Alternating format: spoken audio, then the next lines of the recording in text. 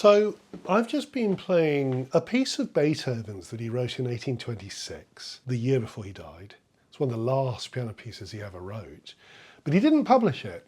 And I don't know, but that might be the first time it's been played online, I don't know, or even in public, I've no idea. I happen to have a copy of this new Bauernreich edition of the complete late Bagatelles, including the unpublished ones, and there it is. Now, very often in a video, I would then go on to talk about that piece, and I kind of want to, but I'm not going to, except to say, isn't it amazing? And isn't it strange that he didn't publish it? And isn't it fascinating the way he structures things at the end of his life so that, you know, the main theme doesn't even come back at the end. It sort of recapitulates the texture and character, but it comes back differently. It's all amazing.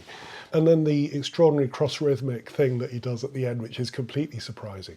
But that's all I'm going to say, except there's a bigger point I want to make about artists when they get older and the extraordinary things that they do. Some commentators have talked a lot about this. It's often referred to as late style. It's often said to be something that happens to great artists in their old age, like Shakespeare, you know, when he wrote The Tempest, or Rembrandt with his late self-portraits, or Beethoven with his late quartets, or whatever, which is this thing that you get with extraordinary creative people, where they produce something kind of weird. They don't sort of end their lives producing something straightforward or like a grand summation of what they have previously done. It's not like Beethoven finished his career writing a kind of a second symphony that was a bit like the Fifth Symphony or the Emperor Concerto. He'd kind of gone way beyond all that. He'd entered this strange, mysterious, late style where things don't quite add up. There are curious sort of mysterious happenings, and it's very hard to pin the artist down. It's almost like some extraordinary people enter a final experimental phase, and they really don't care what anyone thinks. They're just going to do a creative act which is posing as many questions as it offers answers. And all of this has come to my attention watching what I can only describe as a really bizarre film yesterday with my wife. This is Francis Ford Coppola's wonderfully strange and extraordinary and enigmatic film, Megalopolis. And it's been controversial for lots of reasons because of the strange shenanigans that were going on set and the bizarre chaos which seems to kind of happen around Coppola when he makes a film. It was the same with Apocalypse Now many years ago. And this is equally odd. But he's 84 now. He's very, very old. And it seems to me extraordinary that he's still producing the films. And when I saw it last night, I was kind of bowled over by the fact that here's this wild and phantasmagorical movie being made by a very old guy. And my goodness, it's absolutely, it's sort of overwhelming in terms of its creative kind of splurging forth, like a great big stream of consciousness. Loki, come back here. It's like a great river of creativity exploding out of this old guy.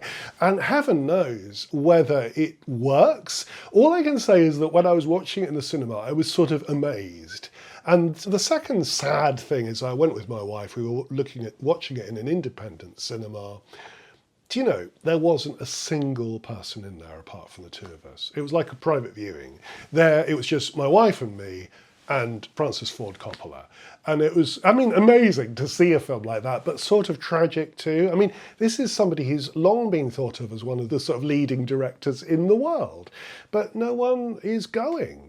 And I find it a bit depressing given the number of people who go to Marvel films or, you know, big kind of corporate filmmaking, which frankly is a bit bland and a bit sort of, I don't know how to say it. I'm not going to have a go at Marvel. I'm just going to say it's a package. It's a sort of corporate package. You know, people are entitled to go and watch that stuff.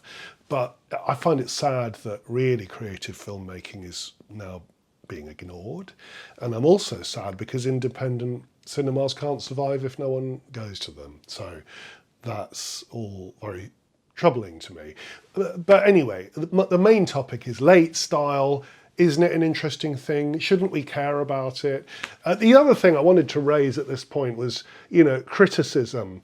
I noticed that Coppola's film has garnered pretty terrible reviews. I think the New Yorker was sort of faintly kind to him, but most reviews, particularly in the UK, have been like 1 star or 2 stars. Well, the thing is late work of famous artists is often judged harshly. Beethoven himself was considered pretty much insane by everyone who heard his late quartets and his late sonatas and late bagatelles. It was just common thinking that Beethoven had lost it. The same, oddly, is true of, I don't know, Debussy, for example, or Turner in his late work, or, or Virginia Woolf. Loads of people who are magnificent artists have been considered to be slightly bonkers because they produced eccentric and experimental late work. And I just think it's kind of the same now.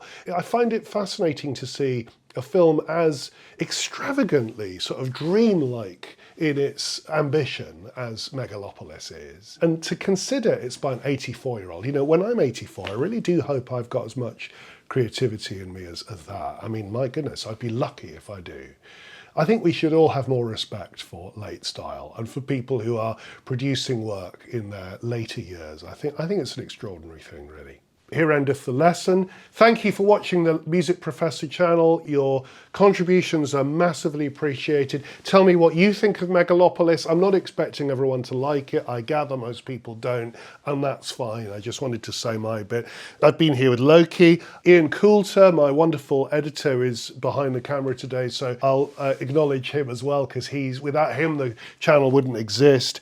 And please like and subscribe, donate to the channel if you feel like it. If you're interested, just occasionally, this kind of film thing is not completely out of the ordinary on this channel, because I sometimes produce little shorts about films. So if you want to have a look at those, please feel free. And thank you for watching.